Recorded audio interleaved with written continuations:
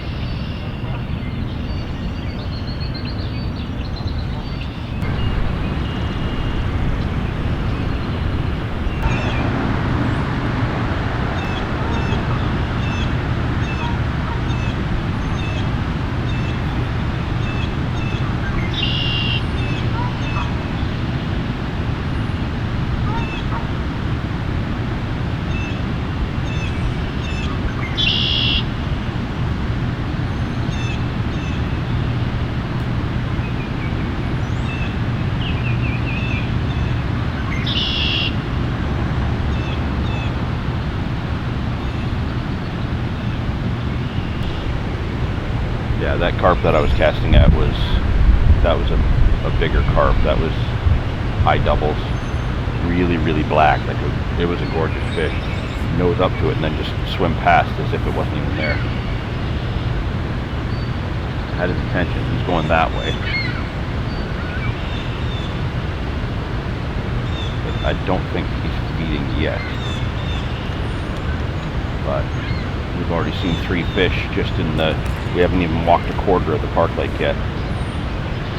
Just on our first pass priming spots, we've seen 3 fish. A couple fish rise out in the open. Now it's just a matter of finding where there's a little bit of a congregation. We can get some competitive feeding going on. Silkweed is so thick still though. Find us another opportunity.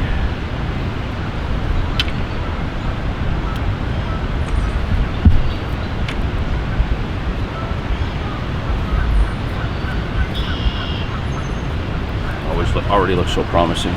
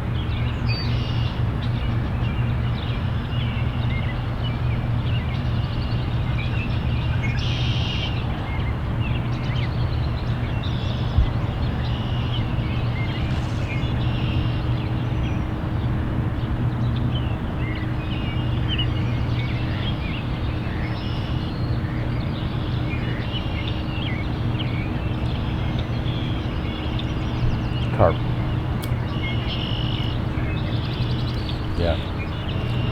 Hey, buddy.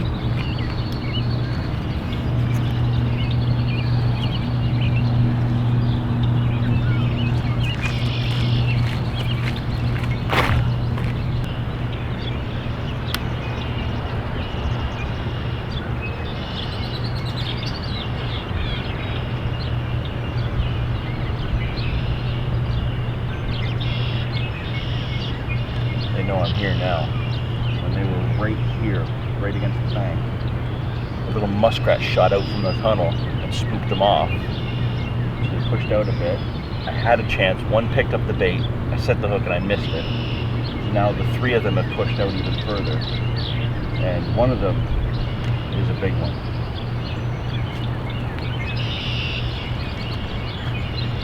They were right there. As soon as I was about to put my line down, a little muskrat shot right through. They're out there off the point.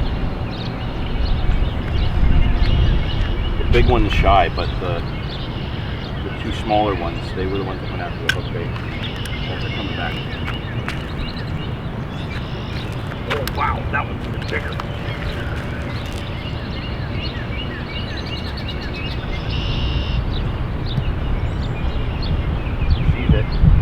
Sees it. Got him! I got the bigger one. He went right at it. That's bigger than the big one I saw.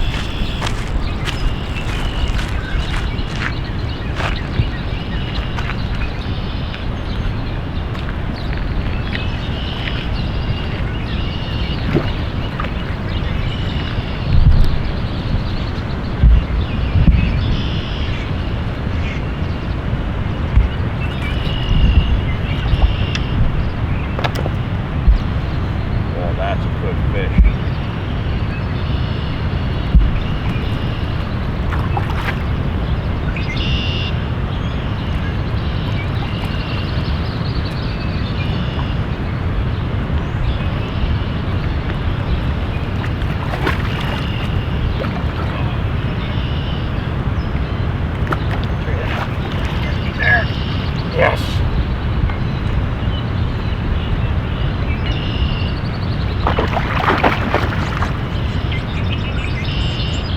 Yes, I am happy with that.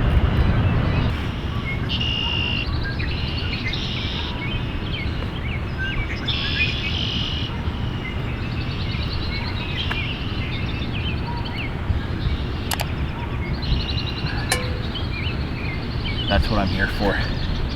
A nice, dark, old Park Lake fish.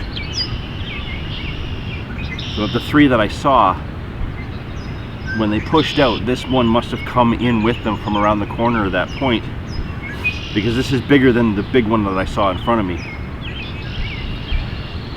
And I understand, you know, by no means is this a huge fish. This is high doubles at best. Not quite a 20-pounder, but a solid fish. Full belly, really healthy, and just stunning. Caught me by surprise. Just, it dialed in on that bait, dropped right down to it. Okay, so on to the next spot then, I guess. Leave this one alone for a bit. We know there's a few fish here.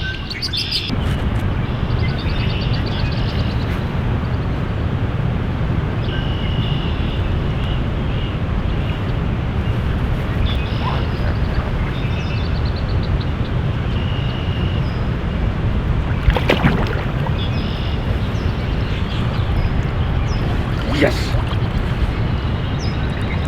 That fish felt so much better than sitting out in the hot sun all day yesterday. That was exciting. I absolutely love stalking carp, close range, light gear.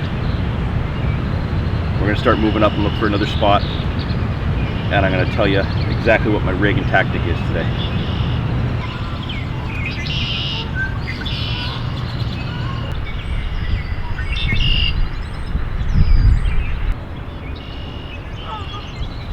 All right, well, let's quickly talk about the gear I'm using for this stalking session. We've almost made it halfway around the Park Lake.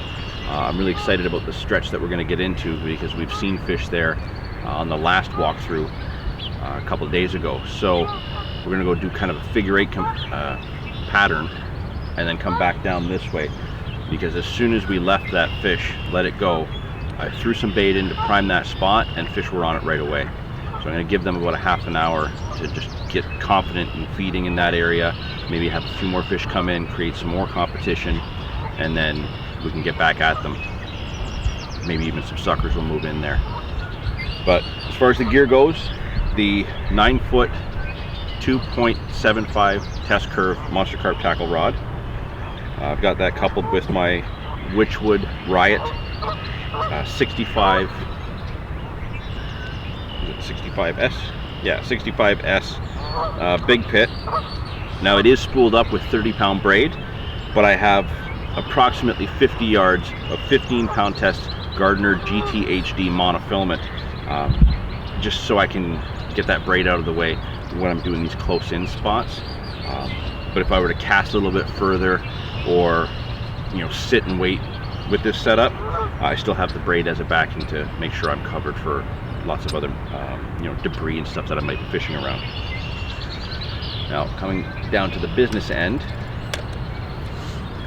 I've decided to go without split shots today. So the 15-pound main line comes down to a ring swivel. Right after the ring swivel, it goes down to a 10-pound test, basically just a hook link. It's the same line, GTHD, just in 10. Is it GTHD? It might not be. What's important is that it's a 10-pound test. I'm so sun messed up from yesterday, I can't even remember what I tied this with. That's gonna bug me. Oh well. Anyway, 15-pound ring swivel, 10-pound straight through. So my hair, everything is formed from that 10-pound test. I have a size, I don't remember the size. I'm not doing well this morning. You're definitely golding it this morning. Yeah. Oh yeah, it's bad. But what's important is the pattern of hook. It's a Raven Specialist hook, beaked point, slight offset bend to the point. But it's also, doesn't have an upturned or a downturned eye. It's a straight eye. So it's very much like a chalky hook, but with a straight eye, short shank, wide gape, which is what's really important here when these fish are taking this in. I want this to sting and get a hold, because they're old fish, they've got really tough mouths. Now, the hair, as far as my bait goes right to the bend of the hook. I have 2 pieces of Monster Carp Tackle pineapple corn, and then 1 piece of rubber floating corn. So it's not a plastic floating corn like the ESP buoyant corn that we use. This is actually like a real rubber, but it's got some buoyancy to it. It doesn't really float the way they say it does. Not even sure where I got that. Wow, I'm having a great day. But what's key is it's got just enough buoyancy to offset those 2 pieces of pineapple corn. So the weight of the swivel is what's helping me get that cast out there. I'm only going out 10 yards, 20 yards tops for a cast.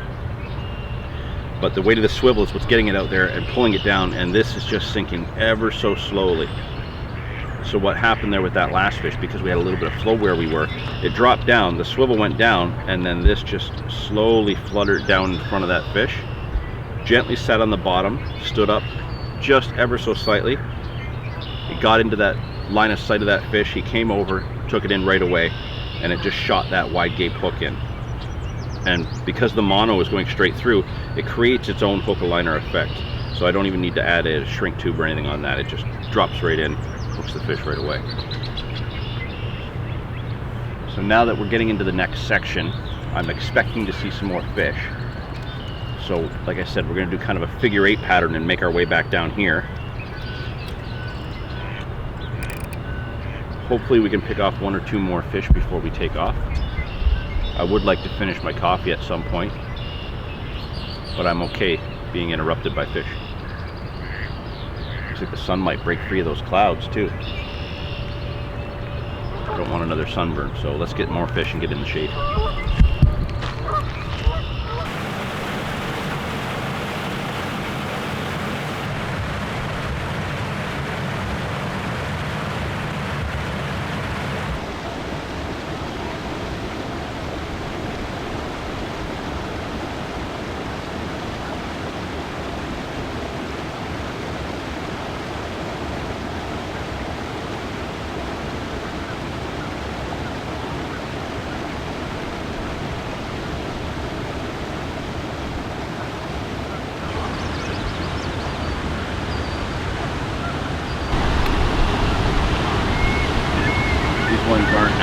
feeding yet. I think they need the sun on them for a bit longer. I really wanted that tiny one though.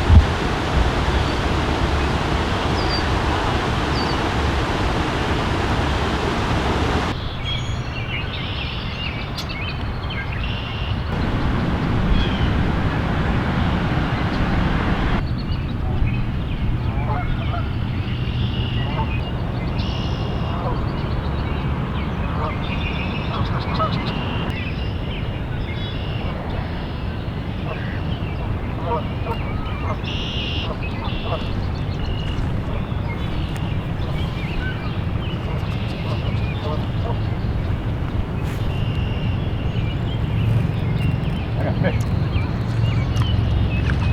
That was it. That was a pike. I lifted it and it was right onto it. That was a pike. How the heck did I just lift up and hook a pike?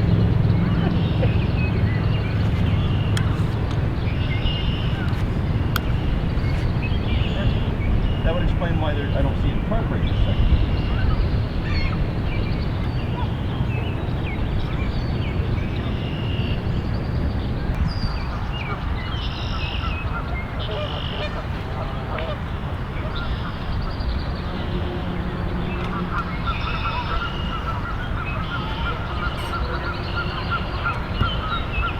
Well, having a seat and taking a break at this little deep spot, I thought would produce a fish. But it seems that they're moving all around the area, back and forth, up and down the bank, and just out a little bit deeper from us, but they're not dropping down on the bait, they're just cruising by. So I'm gonna leave these fish. We're gonna go check 2 of the other spots we primed, and then make a decision there if we're gonna wrap up today or make another pass. Looks like the clouds have covered the sun up, so it's a little bit easier for me to see, but it's also easier for them to see me, so it's hard to say. Let's go check a couple more spots and see what we can find.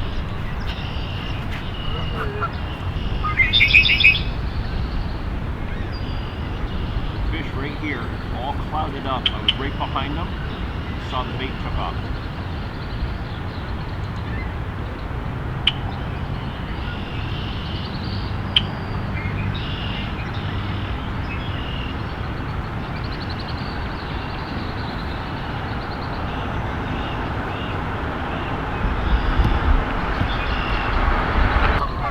I saw 4 fish when I walked up.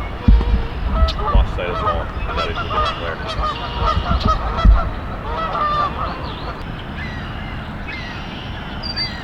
I don't want to give them too much line here because we have so many snags here. But these fish right here are really, really wary. It's one of the spots I primed early. I'm going to get a bit of bait in here. I'm just going to sit back. Give it 10 minutes to see if anything picks that up.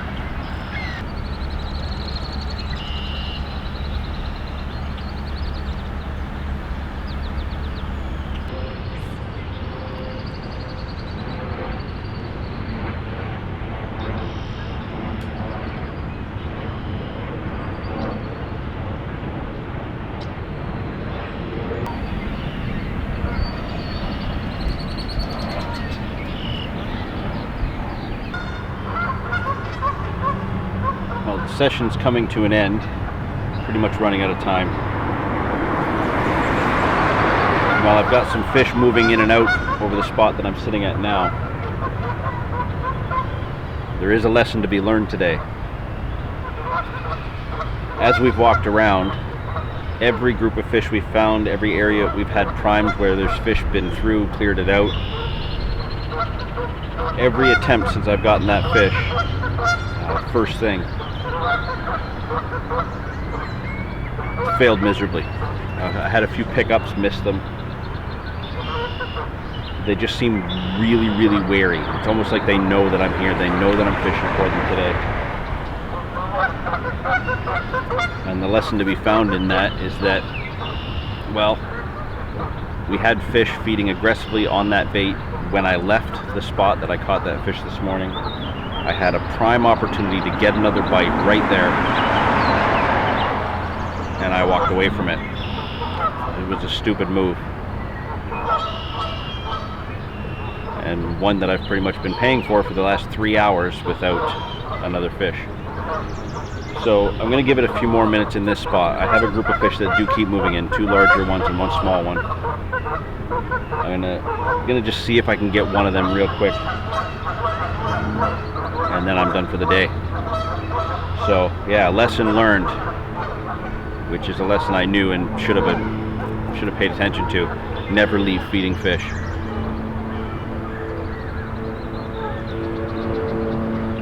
Oh well.